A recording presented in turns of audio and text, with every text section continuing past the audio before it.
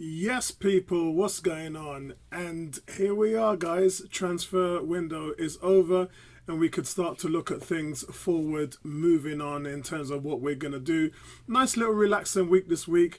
It's the international games, so we don't really have to worry about too much Arsenal stuff. So I'm not going to do a show tonight on Wednesday. I'm just going to really cover some news and updates. But today I just want to focus on some questions that was asked in the recent chat, which I didn't really get a chance to answer. So let me get right into it. And guys, if you're not subscribed, please hit that subscribe button and like the videos. So let me go into the first question. First question was, do you think Arteta is going to be under pressure now? Well, in my opinion, of course he will be. Anytime you invest money, you want to see a return on investment. And as I said in my video yesterday, the owners have stuck their leg out and said, okay, we'll appease to the fans, we'll appease to the manager, we're going to back the manager. Because the worst thing you can do in this situation is show Arteta that you ain't going to be backing him at all. You brought him in, such a massive project.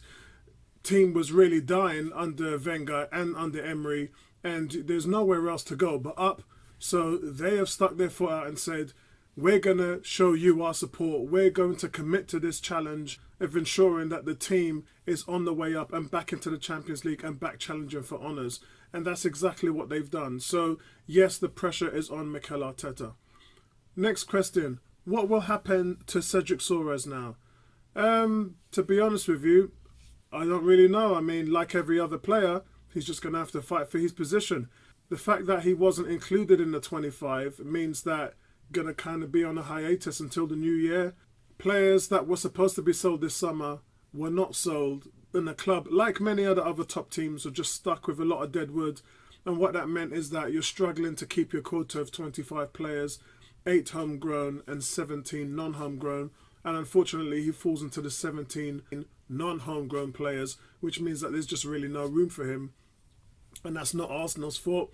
When you can't get rid of players, when you couldn't sell Klasnech, you couldn't sell Sokratis, and obviously you couldn't get rid of Ozil, it leaves you in a position where your numbers by the rules are short. So there's really nothing else that they could do in that situation.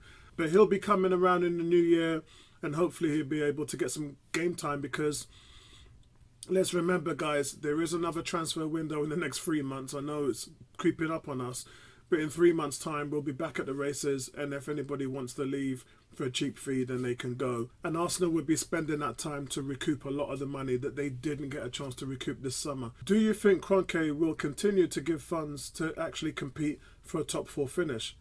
Well, that's exactly what he's done. But as I said, the coronavirus will have a big say on this, but he's actually stuck a leg out, and that's exactly what he's done. 81 million this summer, 144 million last summer. So that's 225 million over this summer and last summer that they have put into the club. So there's not a single fan that can stand up there and saying that the owners are not doing their job. I said this in my video yesterday. So I believe that where they can, they will continue to support the manager. Next year, we're going to see a lot of players outwards leaving the club. That frees up 34 million. That's going to be reinvested, no doubt about it. I don't think we're going to go too crazy next summer, because remember, guys, we're building up debt among debt among debt. You know, minus 27 million last year, already at minus 80 million this year, and that's before the turnover of fans, you know, not being at the stadium, not having the concessions. That's before all of that equates. So by the time we get to next year, and remember, facilities, players' wages, the running of the club, all this stuff has to be paid for. So moving on to next year, that 80 million this year is just going to build up and up and up and up. And we're in for some massive losses. Again, it could spread into the region of 130, 150, 160 million of losses accounting up to next year. So I would expect to see some kind of bonds or reloaning aspect, which is what they did this year to save 40 million. I would expect to see some management of the cash flow. But then again, as I said, there's going to be a lot of income that is going to be suppressed and saved. So as long as that happens, and as long as the books are balanced, I believe that the club will continue to support where they can. Yeah. So look, there's a commitment there to getting things fixed, and that's all we need to know about it as fans. They have shown their hand. They have shown that they're with us. They've shown that they're going to back Arteta. So I don't really think at this point in time we should be questioning that. And that's just my opinion. Next question. Has Arteta fully been backed? Again, I've just answered that. Yes, he has. They've given him what he wanted. In his original job interview in 2018, he said he wanted to have more say, more power in the team, more decision making, and that's exactly what they've given him in his new title. They've changed his title, that gives him more say on transfers. The Arsenal hierarchy will look to back him next summer too, even if they fail to get top four. Guys, remember, this is a 3 to 5 year project to win a title and make a run at the Champions League. Klopp achieved this in 4 to 5 years. Why can't Arteta? Next question, guys, is will Ozil play? Now, I'll put this on a poll on the YouTube channel, and quite frankly, most of you are saying that he should. So here's the polls right here. But in my opinion, what we should be looking at is Arteta brought Ozil back from the cold successfully when he came in over the new year. And he created more chances than any player on the team at that point. You know, and he was a man of the match against Newcastle as well, doing things that we still haven't seen any player consistently do on the team right now. And where is our problem at the moment? Creativity. So Arteta understands Ozil's role, and rather than shifting him out wide, he's played more of a number 10, and the truth is nobody knows what's going to happen behind closed doors, and only time will tell. But yes, they need him on the team to balance the midfield. And when things go well for him, he's had the quality players around him. We've seen that when he was with a good Arsenal team, a great Real Madrid team. When you surround him with quality players, he is being outstanding. But that's something that hasn't happened for Ozil over the last 2 or 3 seasons now. He's played wide and had a license to drift into the centre. He's rolled into the middle when he had Santi Cazorla there, playing from left to accommodate him. But they haven't really had a skilled player around Ozil since 2017. Next question, guys. What went wrong with Guendouzi?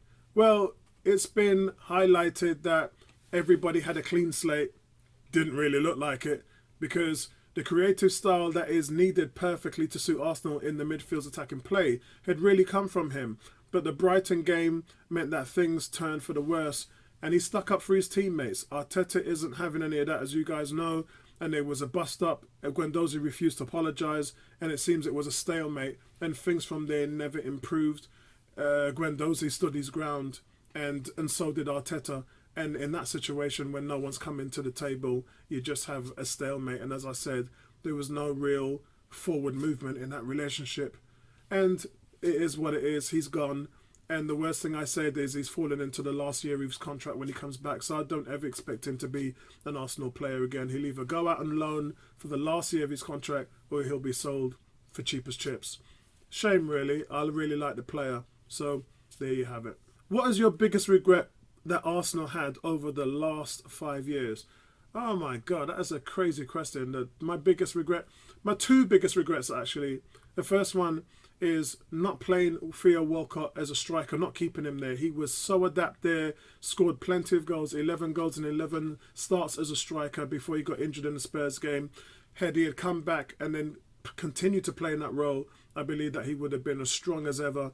But unfortunately, so many things happened, systems changed and everything else, and he just was left by the wayside. I wish him good luck in Southampton at the moment. My next regret is that we didn't bring back Cesc Fabregas. I mean, that was astonishing.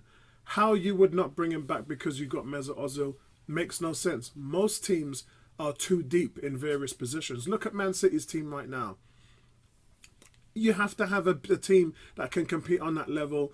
And one of my biggest regrets was not to bring Fabregas back. He wanted to come back. He made that known about a couple of months ago when he was talking about his experiences at Arsenal and what happened with the Chelsea situation. It's something that Wenger never really talked about, but I'm happy that Fabregas did, and he shed some light on the situation that put Arsenal's fans' mind at ease, because we really do like him as a player, and in order for him to fulfill his legacy as an Arsenal great, I think that it was good that that was cleared up. So guys, I just wanted to clear those questions and answers up for you guys, because I didn't really get a chance to do it on the streams, etc.